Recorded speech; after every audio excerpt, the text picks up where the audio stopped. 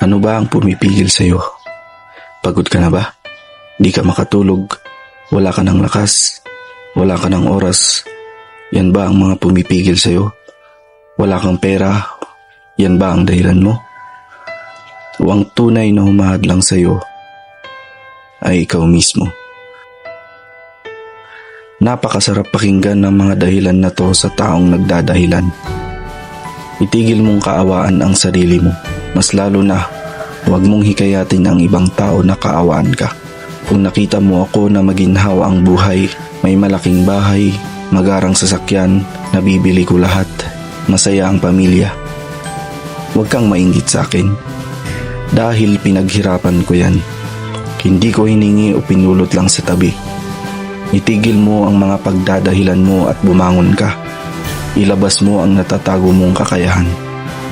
Ito ang pagkakataon mo upang patunayan sa sarili mo na kaya mo.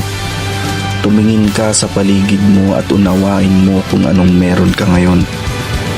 May problema ka sa buhay mo, gawan mo ng paraan.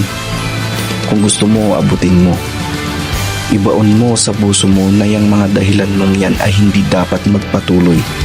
Pawang kasinungalingan lang lahat mga yan. At paano mo ititigil yan? Isa puso mo ang katotohanan. Ang katotohanan na hawak mo ang oras mo. Nasa iyo ang galing. Nasa iyo ang talino. At ang suporta ng pamilya mo. At ang tiyaga, disiplina para tapusin ang laban mo. Lahat ng matatamis na tagumpay ay nagsimula sa mapapait na pagkatalo. Hindi mo yan mapupulot sa tabi-tabi. Hindi yan ipagkakalaob sa iyo at lalong hindi magiging madali. Sasabihin ko na sa iyo na mahihirapan ka.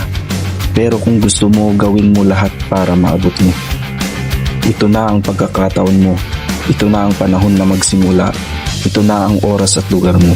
Huwag mo nang ipagpabukas dahil itong oras na ito lang ang meron ka.